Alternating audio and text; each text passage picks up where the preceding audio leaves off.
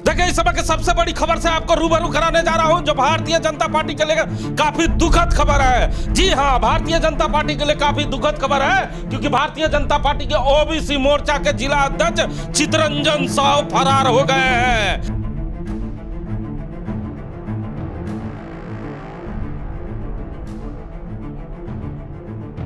जी हाँ, सही सुना आपने।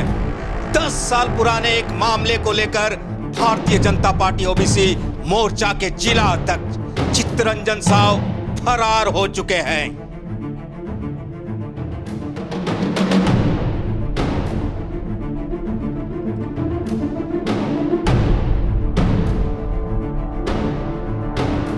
जी हाँ, ठीक सुना आपने। आज से 10 साल पुराने मामले में फरार चल रहे हैं चितरंजन साव। मामला महुआ टांड़ थाने का है, जो गोमिया विधानसभा में पड़ता है। हम आपको बता दें कि 10 साल पहले महुआ टांड़ थाने में चितरंजन साव पे एक केस होता है, जो कोयला चोरी का है। ठीक सुना आपने, कोयला चोरी का ये मामला है। और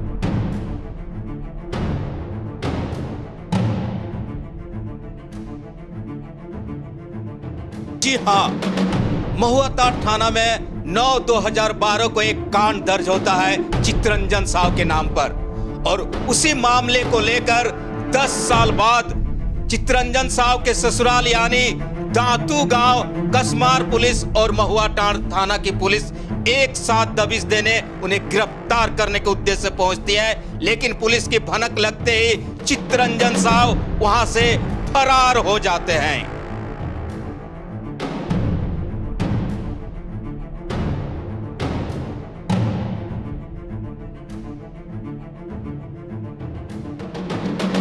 हाँ, ठीक सुना आपने, चितरंजन साव फरार हो जाते हैं। हमारे साथ बात करने के लिए राम नारायण शर्मा है। शर्मा जी, चितरंजन साव एक बड़ा नाम बोकारो जिले के लिए। अभी ताजा उनकी पत्नी जिला परिषद की चेयरमैन बनी है, और चितरंजन साव ने जम के मेहनत किया। 10 साल पुराना मामला, कहाँ सोई थी पुलिस? 10 सालों से क्यों नहीं खोजा चितरंजन साव को? क्या इंतजार कर रही थी कि उनकी पत्नी कब अध्यक्ष बनेगी, उसके बाद उन पर छापेमारी की जाएगी, उन्हें खोजा जाएगा और उन्हें अरेस्ट करके जेल भेजा जाएगा? और मामला क्या है, जरा दर्शकों को बताएं।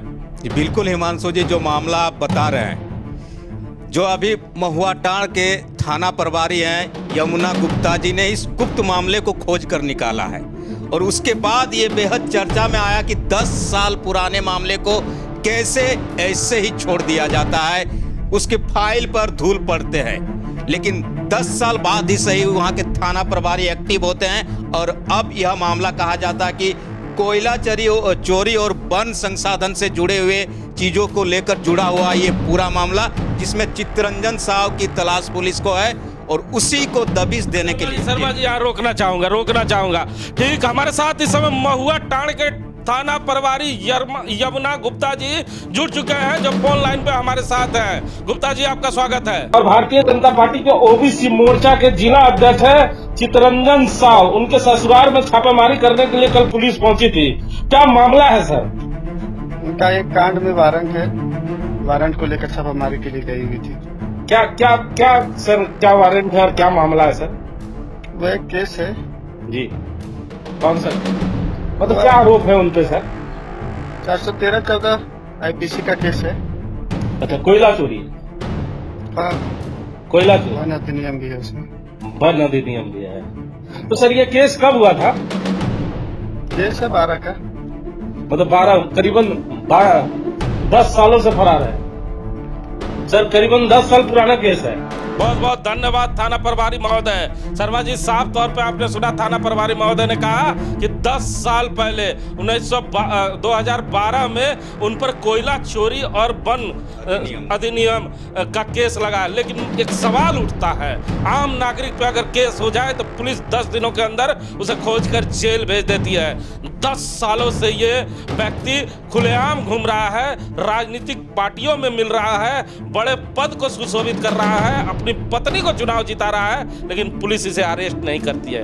क्या कारण मानते हैं? बिल्कुल, कानून तो इसी को कहा जाता है कि हमारे देश में इसीलिए कभी कभी कानून पर सवाल भी उठते हैं हिमांशु जी, कि एक साधारण आदमी अगर इस तरह के मामले उसके ऊपर आ जाए तो उसके परिवार के लोगों को पुलिस ले जाती है कि पहले उसको लाओ, नहीं तो तुम्हें नहीं छोड़ेंगे। लेकिन जिस शख्स को सभी सार्वजनिक मंच पर खुलेआम देखा जाता है, राष्ट्रीय पार्टी के जिला अध्यक्ष तक का पद सुशोभित करते हैं, उनके मामले को ऐसे ही 10 साल कैसे दबा कर रख दिया जाता है। आप अक्सर देखते होंगे कि उनके साथ बड़े नेता, भारतीय जनता पार्टी के पूर्व मुख्यमंत्री और जितने भी बड़े नेता हैं उनके साथ ये शख्स नजर आते हैं, लेकिन कोई कार्रवाई नहीं होती है।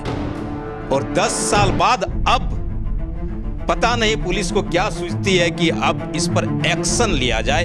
तो चलिए 10 साल बाद ही सही, अगर पुलिस ने, और कहा जाता है कि हमारे जो पुलिस अधीक्षक यानी एसपी महोदय है, उन्होंने साफ कहा है कि जो पुराने मामले हैं ये पेंडिंग नहीं रहने चाहिए, इस पर जमीनी कार्रवाई होनी चाहिए। मुझे लगता है उसके बाद ही पुलिस वालों की नींद खुली है और उन्होंने पुराने मामले को खोद कर निकाला है। और उसी में से एक मामला हिमांशु जी, ये महुआ टाड़ थाना, कहीं ना कहीं बोकारो के जो कप्तान है वो बधाई के पात्र हैं कि उन्होंने कद, हैसियत और पार्टी, राजनीतिक पार्टी के दबाव में नहीं आए। नहीं, बिल्कुल नहीं। कहा यह जाता है कि बड़े जो अधिकारी होते हैं इसी तरह के एक्शन लेते हैं। लोग अक्सर कहते हैं कि बड़े अधिकारी काम नहीं करते हैं, लेकिन समय आने पर बड़े अधिकारी दिखा देते हैं कि वो जिस पद के लिए बने हैं उस पद की मर्यादा को वे भूले नहीं है, और उनको जो जिम्मेदारी दी गई है, उनके नीचे रहने वाले जो भी अधिकारी है उनको उस जिम्मेदारी को निभाने के लिए आदेशों का पालन करना होगा। आदेशों का पालन करना होगा। तो साफ तौर में बोकारो स्टील सिटी में जो लोग 10 साल से फरार चल रहे हैं या उनकी वारंट है और उनकी गिरफ्तारी नहीं हो पा रही है, तो वो ज्यादा खुश ना हो, क्योंकि पुलिस कप्तान ने आदेश दे दिया है कि चुन चुन कर हर एक थाने में ऐसे अपराधियों को पकड़कर वहां के थानेदार लेकर आए। लेकिन शर्मा जी हमारे साथ है, एक बड़ा प्रश्न जरूर पूछना चाहूंगा कि चंद दिन पहले बाघमारा के विधायक ने चास में आकर पूरे जोर से चिल्लाया था, कहा कि झारखंड की संपत्ति को यहाँ झारखंड मुक्ति मोर्चा के लोग लूटते हैं। तो मैं पूछना चाहता हूं शर्मा जी आपसे और उन विधायकों से भी कि इतना चिल्ला चिल्ला के बोल रहे थे, आपके पार्टी के जिला अध्यक्ष खुद कोयला चोर हैं और आप दूसरों पे आरोप। आप नहीं कह रही है, उनका जो कांड है वो बता रहा है कि वो किस कांड में लिप्त है। मैं नहीं कर, मैं क्यों आरोप लगाऊंगा? आरोप तो ढुल्लू तो लगा के गए थे झारखंड मुक्ति मोर्चा के लोगों पे। अगर दामन साफ है तो इस दामन से क्या क्या निकलने लगा है। बिल्कुल बिल्कुल, आपने देख ही रहा है कि ढुल्लू जी, उनको टाइगर कहा जाता है, और टाइगर धनबाद से आकर बोकारो में दहाड़ते हैं कि झारखंड मुक्ति मोर्चा पूरे राज्य को लूटने का काम कर रही है, राज्य को बेच दे रही है। लेकिन उनके ही पार्टी के जिला अध्यक्ष, सोच लीजिए, इतने बड़े पद में रहने वाले शख्स किस केस के कांड के साथी निकलते हैं, और अब पुलिस उनको 2-2, 3-3 थानों की पुलिस उनके दरवाजे पर ससुराल तक पहुंचती है उनको पकड़ने के लिए।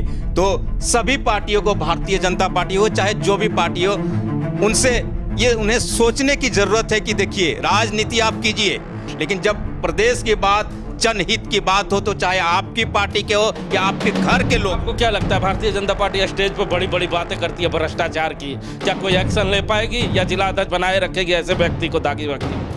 मुझे नहीं लगता हिमांशु जी की कोई एक्शन लगी। अगर लेना होता तो मुझे नहीं लगता कि भारतीय जनता पार्टी के बड़े नेताओं को इनके कारनामों की, इनके कार्यों की जानकारी नहीं है। सभी नेताओं को जानकारी होती है, और इसी तरह जब जिसकी सत्ता होती है उस सत्ता का लाभ और उसका आनंद इसी तरह उठाते हैं, और जब विपक्ष सत्ता में आती है तभी इस तरह की फाइलें खुलती है। तो सुना ना आपने कि अब चितरंजन साहू का कद इतना बड़ा है कि भारतीय जनता पार्टी उस पर एक्शन लेने से पहले जरूर घबराएगी। ये शर्मा जी ऐसा व्यतीत कर रहे हैं मामला कि भारतीय जनता पार्टी एक्शन लेने से पहले जरूर घबराएगी, लेकिन आने वाला समय ये बताएगा कि ऐसे दागी व्यक्ति को भारतीय जनता पार्टी अपना जिला अध्यक्ष बनाए रखती है कि नहीं। कैमरामैन भोला के साथ जीपी हिमांशु।